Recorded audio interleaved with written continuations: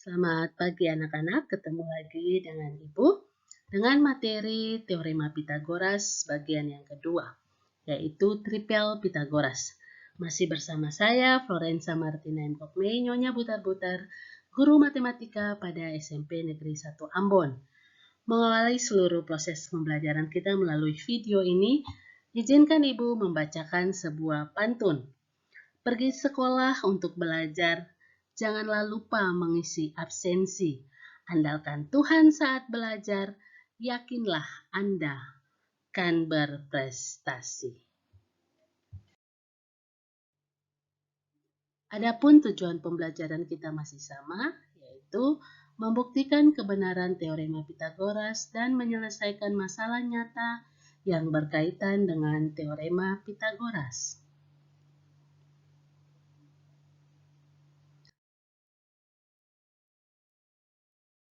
Dan kita punya satu KKTP di saat ini, di mana selama dan setelah proses pembelajaran, peserta didik diharapkan dapat menentukan tripel Pitagoras.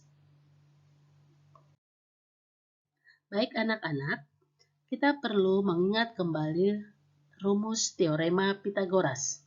Ini adalah segitiga ACB.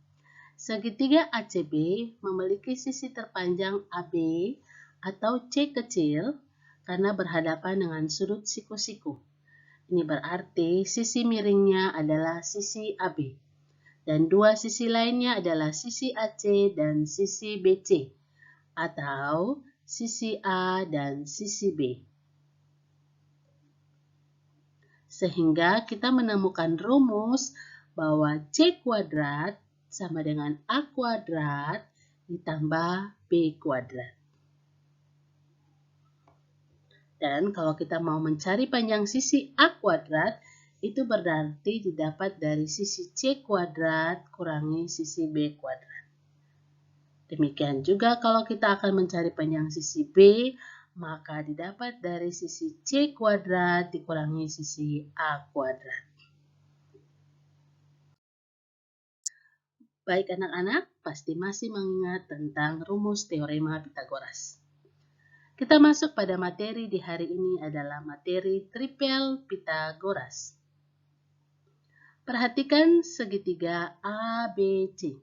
Segitiga ABC adalah segitiga siku-siku di mana sudut siku-sikunya ada pada sudut A. Dengan demikian, sisi terpanjang adalah sisi A. Dan ketika kita mempelajari tripel Pitagoras, maka yang harus kita pahami bahwa tripel Pitagoras menggambarkan tiga bilangan asli pada sisi-sisi segitiga siku-siku. Adapun rumus tripel Pitagoras adalah A kuadrat sama dengan B kuadrat ditambah C kuadrat, di mana A, B, dan C ini adalah bilangan asli dan A lebih besar dari B, lebih besar dari C. Dan ketiga bilangan asli A, B, dan C ini disebut tripel Pitagoras. Contoh tripel Pitagoras. Cara menentukan tripel Pitagoras. Kita perhatikan rumusnya dengan baik. Jika A lebih besar dari B, A dan B bilangan asli, maka A kuadrat tambah B kuadrat, A kuadrat kurang B kuadrat, dan 2AB adalah tripel Pitagoras. Pertama-tama kita misalkan A adalah 2 dan B adalah 1. Ibu ingatkan lagi bahwa pemisalan A dan B itu tidak boleh sama. A harus lebih besar dari B ataupun sebaliknya B harus lebih besar dari A. A 2 sama dengan 2 dan B sama dengan 1. Kita lihat aturan yang pertama. A kuadrat kurang B kuadrat. Itu berarti A kita kuadratkan. 2 kuadrat atau 2 kali 2. Hasilnya adalah Iya, 4. Kemudian yang kedua adalah B yang kita kuadratkan. 1 kuadrat atau 1 kali 1 sama dengan 1. Tadi A kuadrat 2 kuadrat 4, maka 4 dikurangi 1 hasilnya adalah 3. Iya. Jadi A kuadrat kurang B kuadrat berdasarkan A sama dengan 2 dan B sama dengan 1 hasilnya adalah 3. Aturan yang kedua adalah 2AB. Itu berarti 2 dikali 2 dikali 1. 2 kali 2, 4. 4 kali 1, 4. Sehingga nilai 2AB-nya adalah 4. Dan aturan yang ketiga untuk tripel Pythagoras adalah A kuadrat tambah B kuadrat. Tadi kita sudah dapat 2 kuadrat adalah 4.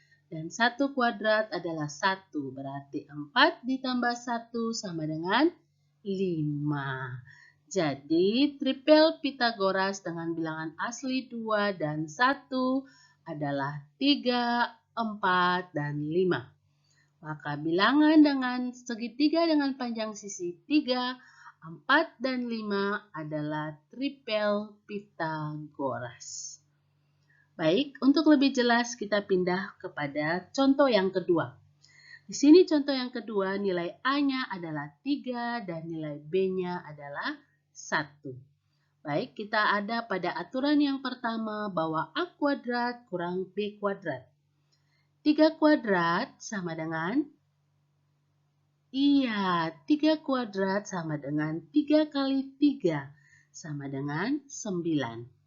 B kuadrat adalah 1 kali 1 sama dengan 1. Itu berarti 9 dikurang 1 sama dengan 8. Jadi sisi pertamanya adalah 8. Sisi kedua adalah kita menggunakan rumus 2AB. Berarti 2 kali 3, 6. 6 kali 1 sama dengan 6 juga. Jadi sisi keduanya adalah 6. Dan sisi yang ketiga menggunakan aturan A kuadrat tambah B kuadrat.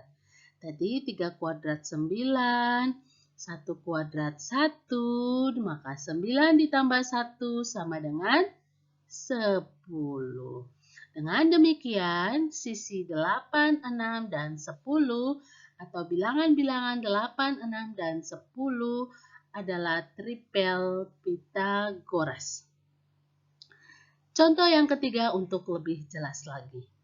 Kita memilih nilai A-nya 3 dan nilai B-nya 2. 3 dikuadratkan 9 dan 2 dikuadratkan 4. Untuk bilangan yang pertama tripel Pythagoras, maka kita dapatkan dari 9 kurang 4. 9 kurang 4 sama dengan 5. Iya, ini dia bilangan tripel Pythagoras yang pertama, yaitu 5. Yang kedua adalah 2 dikali 3 dikali 2. 2 kali 3 sama dengan 6. 6 dikali 2 sama dengan 12. Inilah tripel Pythagoras yang kedua. Dan yang ketiga adalah 3 kuadrat ditambah 2 kuadrat. Berarti 9 ditambah 4 sama dengan 13. Maka kita temukan tripel Pythagoras yang ketiga, yaitu 5, 12, dan 13. Baik anak-anak, ada masih banyak contoh tripel Pythagoras ke bawah. Anak-anak bisa melihat dan cara menemukannya yaitu sama. Baik, Ibu ingin mempertegas bahwa pada tripel Pythagoras ada yang kita namakan tripel Pythagoras prima atau utama. Contoh di sini adalah 3, 4, 5 dan 5, 12, 13. Ada juga tripel utama yang lainnya, tripel Pythagoras utama atau prima lainnya. Saya harap anak-anak nanti bisa menemukannya. Kenapa dikatakan tripel Pythagoras utama? Karena ketiga bilangan tripel Pythagoras ini adalah bilangan yang paling kecil, tidak bisa disederhanakan lagi, atau dia tidak merupakan kelipatan dari tripel Pitagoras yang lain. Contoh kita lihat 8, 6, dan 10. 8, 6, dan 10 ini masih bisa kita sederhanakan menjadi 4, 3, dan 5. Itu berarti dia sama lagi dengan tripel yang di atas. Ini yang asli, tripel Pitagoras utama. Kalau ini sudah kita namakan tripel Pitagoras sekunder. Jadi, yang menjadi kewajiban bagi anak-anak harus memahami betul cara menemukan tripel Pitagoras dan bisa menentukan tripel Pitagoras yang primer atau yang utama. Jadi kalau kita sudah mengingat tripel Pitagoras 3, 4, dan 5, maka kita dengan mudah bisa menemukan tripel Pitagoras yang lainnya. Misalnya 3 dikali 2, 6, 4 dikali 2, 8, dan 5 dikali 2, 10. Jadi dari satu tripel Pitagoras kita bisa menentukan tripel Pitagoras yang lainnya.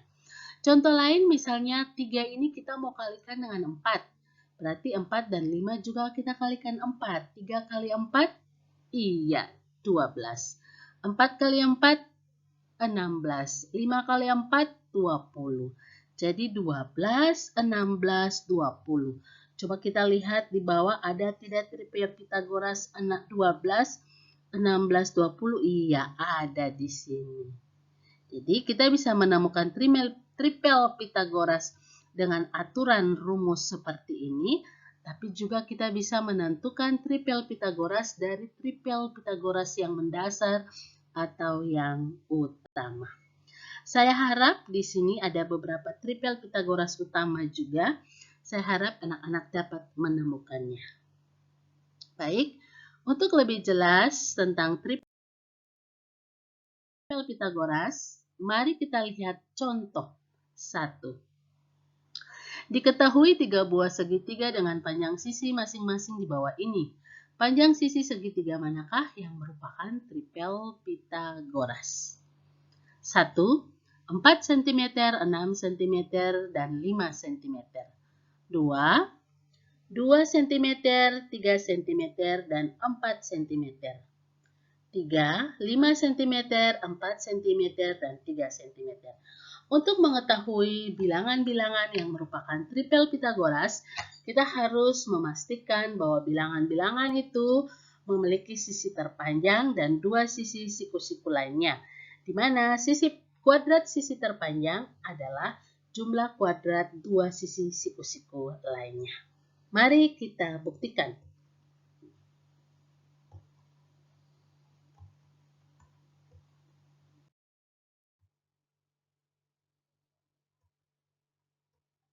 Satu, kita misalkan sisi terpanjang itu A dan 2 sisi siku-siku lainnya itu B dan C.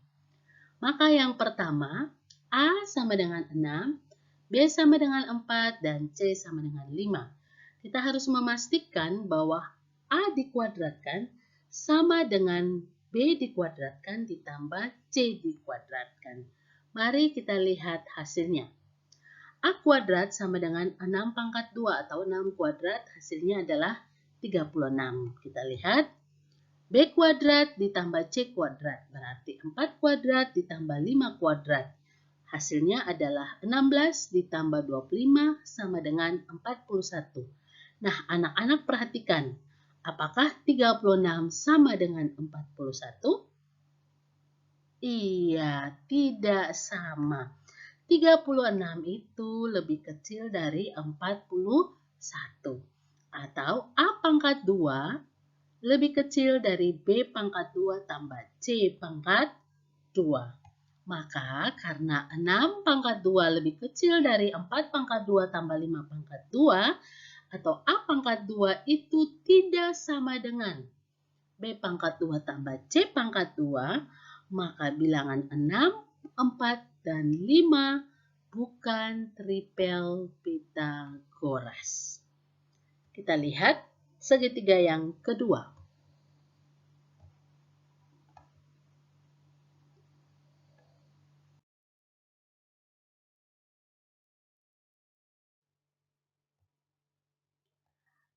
Kita misalkan A sama dengan 4, B sama dengan 2, dan C sama dengan 3.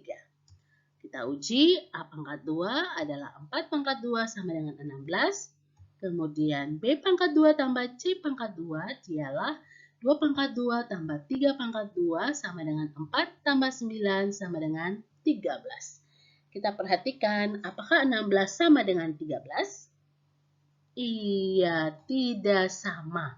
16 lebih besar dari 13. Itu berarti 4 pangkat 2 lebih besar dari 2 pangkat 2 tambah 3 pangkat 2. Atau A pangkat 2 tidak sama dengan B pangkat 2 tambah C pangkat 2. Sehingga bilangan 4, 2, dan 3 bukan tripel Pitagoras. Dan yang ketiga, mari kita lihat. Bagian yang ketiga, kita misalkan A sama dengan 5, B sama dengan 4, dan C sama dengan 3. Ya, A pangkat 2 sama dengan 5 pangkat 2 sama dengan 25. Kemudian B pangkat 2 tambah C pangkat 2 sama dengan 4 pangkat 2 tambah 3 pangkat 2. Hasilnya adalah 16 tambah 9 sama dengan 25. Sekarang kita perhatikan, apakah 25 sama dengan 25? Iya, betul sekali. Karena 5 pangkat 2 sama dengan 4 pangkat 2 tambah 3 pangkat 2, atau A pangkat 2 sama dengan B pangkat 2 tambah C pangkat 2, itu berarti bilangan-bilangan 5, 4, dan 3 merupakan tripel Pitagoras. Bagaimana anak-anak? Bisa paham tentang cara menentukan bilangan tripel Pitagoras? Baik, untuk lebih paham, mari kita masuk pada contoh yang kedua.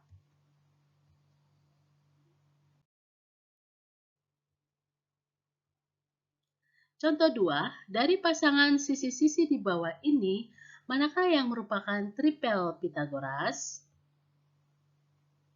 1. A sama dengan 8, B sama dengan 9, dan C sama dengan 6. 2. D sama dengan 10, E sama dengan 8, dan F sama dengan 6. 3. K sama dengan 17, L sama dengan 11, dan M sama dengan 12. Baik, kita akan menentukan apakah pasangan sisi-sisi tersebut termasuk tripel Pitagoras atau tidak. Untuk yang pertama, pasangan sisi A sama dengan 8, B sama dengan 9, dan C sama dengan 6. Kita perhatikan sisi terpanjangnya adalah sisi B. Dengan demikian, untuk rumus tripel Pitagorasnya adalah B kuadrat sama dengan A kuadrat tambah C kuadrat. Setelah kita menentukan rumus untuk tripel Pitagoras berdasarkan sisi ini, ketiga bilangan ini, kita akan membuktikan bahwa benar atau tidak B kuadrat sama dengan A kuadrat tambah C kuadrat. B kuadrat sama dengan 9 kuadrat, itu berarti 9 kali 9 sama dengan 81. Kemudian A kuadrat tambah C kuadrat, itu berarti 8 kuadrat ditambah 6 kuadrat. Hasilnya adalah 64 tambah 36, sama dengan 100. Sekarang kita memperhatikan apakah nilai 100 sama dengan 81? Iya, sangat jelas tidak sama. Itu berarti 81 lebih kecil dari 100.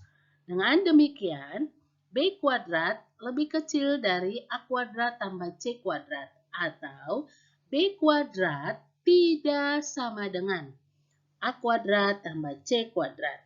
Maka 8, 9, dan 6 adalah bilangan-bilangan yang bukan tripel Pitagoras. Mari kita coba. Baik, untuk yang kedua, pasangan sisinya adalah D sama dengan 10, E sama dengan 8 dan F sama dengan 6. Di sini sisi terpanjangnya adalah D sama dengan 10. Maka rumus untuk tripel Pitagoras berlaku D kuadrat sama dengan E kuadrat tambah F kuadrat. Kita harus membuktikan kebenarannya. D kuadrat sama dengan 10 kuadrat sama dengan 10 kali 10. Hasilnya adalah 100. Kita uji untuk E kuadrat tambah F kuadrat. 8 kuadrat tambah 6 kuadrat sama dengan 64 tambah 36 sama dengan 100. Jadi kita perhatikan 100 sama dengan 100. Itu berarti D kuadrat sama dengan E kuadrat tambah F kuadrat. Maka 10, 8, dan 6 adalah tripel Pitagoras. Ini sangat terbukti bahwa bilangan 8, 10, dan 6 adalah bilangan tripel. Yang ketiga, kita akan buktikan bahwa apakah 17, 11, dan 12 merupakan tripel Pitagoras. Sisi terpanjang adalah 17. Itu berarti rumus untuk tripel Pitagorasnya berlaku K kuadrat sama dengan L kuadrat tambah M kuadrat. Mari kita buktikan. K kuadrat sama dengan 17 kuadrat sama dengan 17 kali 17 hasilnya 289. Yang kedua, L kuadrat tambah M kuadrat sama dengan 11 kuadrat tambah 12 kuadrat. Hasilnya 121 tambah 144 sama dengan 265. Mari kita perhatikan apakah 265 sama dengan 289? Iya, tidak sama karena 289 lebih besar dari 265. Itu berarti K kuadrat lebih besar dari L kuadrat tambah M kuadrat. Atau K kuadrat tidak sama dengan L kuadrat tambah M kuadrat. Maka 17, 11, dan 12 bukan tripel Pitagoras. Baik anak-anak, demikian materi kita tentang tripel Pitagoras dengan 2 contoh yang Ibu berikan. Ibu sangat berharap kalian dapat memahami materi tripel Pitagoras dan menggunakannya dalam menyelesaikan masalah pada kehidupan sehari-hari. Untuk mengakhiri pembelajaran di saat ini, izinkan Ibu membaca sebuah pantun. Gadis cantik di atas altar, suara merdu bermain biola. Pelajar bukan sembarang pelajar, kami pelajar Pancasila. Terima kasih telah menyimak video pembelajaran ini. Semoga video ini bermanfaat bagi anak-anakku sekalian. Selamat pagi dan tabea.